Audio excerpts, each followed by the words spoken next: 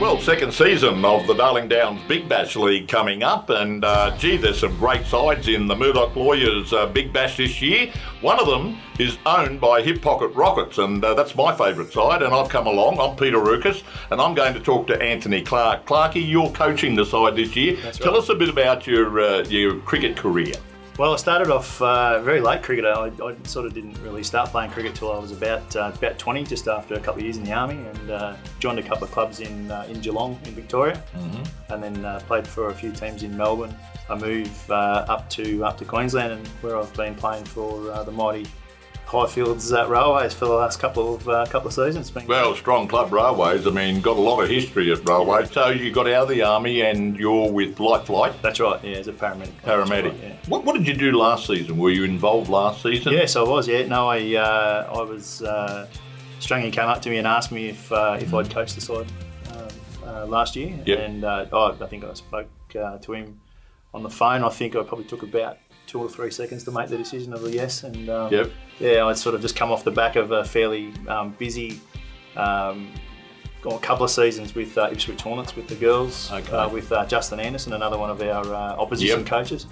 Where we've been pretty heavily involved with the girls cricket and developing girls cricket out of Toowoomba, and then pushing them through into Premier Grade cricket in Brisbane. So fantastic. You went that close last season. It was only one game and just a couple of balls and a couple of runs. Yes. So what's going to make it better for the Hip Pocket Rockets in this year? I think we've been a little bit smarter with our recruiting this year, Peter. I think we've got, we sort of did look at a lot of players last year from Brisbane, and we sort of kind of been unstuck with not only that, but also our injuries we had early in the season as well. We had a couple of injuries, and it just really paid well, injuries always play a part, don't they? I mean, it's no different in cricket as it is in football or whatever.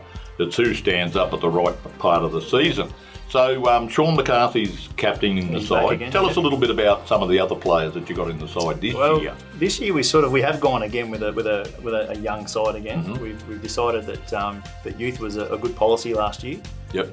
We picked up a couple of new players, but we've also got a couple of players back from last year as well.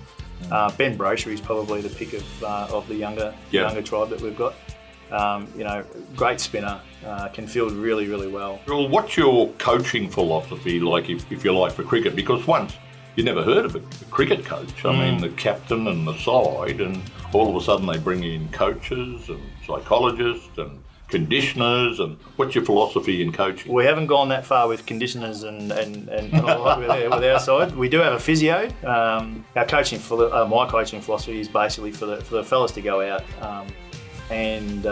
Look, it was a pretty easy thing. One of the guys said was see ball, hit ball.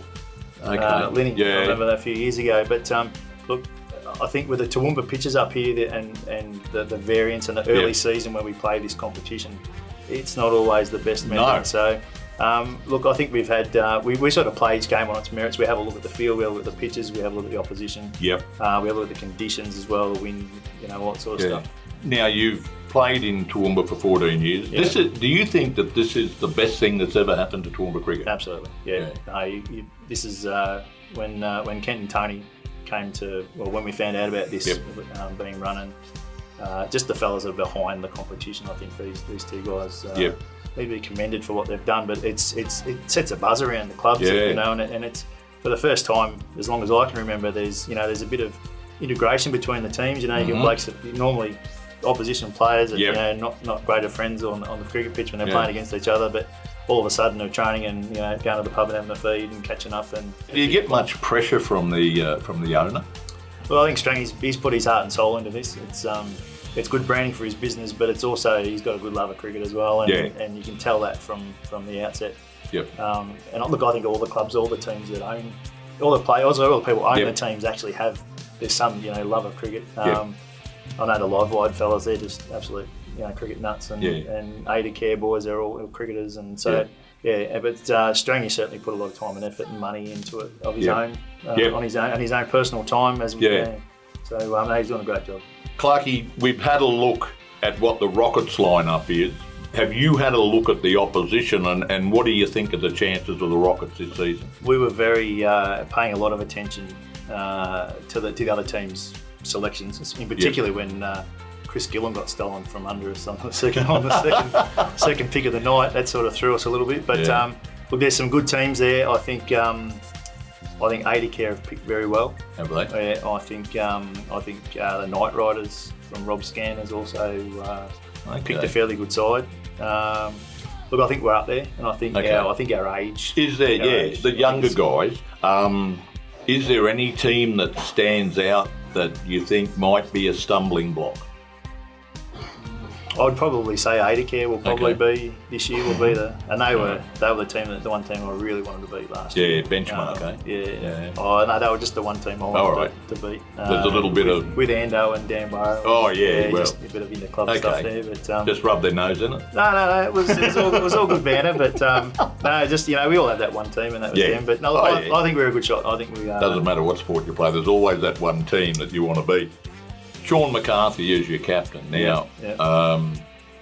Your love of the bouncer, does it have something to do with you and McCarthy gelling? Well, I don't think it brought us together too much, and I actually I did like bowling a bouncer when I was in my heyday, and I know Sean does as well, and I know that from a few of the West boys who probably asked that question, one of the West boys knows that Sean probably bowls the odd bouncer in the nets. And look, I'm not totally against it. I think that you should be prepared for anything. I think as long as the condition and the light and then everything else is okay to be able to do that is all right. But I did have one occasion to when I was probably about 5 years ago.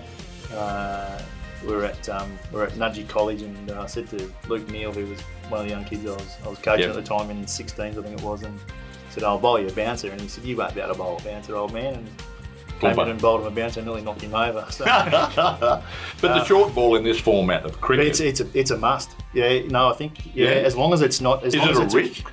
It is a risk, but as long as it's bowled well. Like we bowled a number of them last year, and I think we got away with a few. There's a few teams that didn't get away with them. Yeah, they either got clocked for 6 or they were called over the shoulder. Yeah, over the shoulder. Yeah. But it is a risk. Okay. Yeah, because you would think it's more of a risk than if you brought in a spinner who bowled up into the block hole.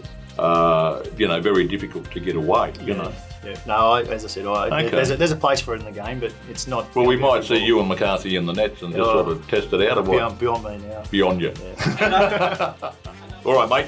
All the best for the season with the Hip Pocket Rockets. I'll be on the side cheering. The Hip Pocket Rockets, get on them because Clarkie's the coach. Listen, are you a better golfer than Heath Bateman? Probably 5 or 6 shots better than him. 5 or 6? Okay, fair enough. Cop that, Bateman. Yeah, a bit of a hack. Get on the Rockets, follow them.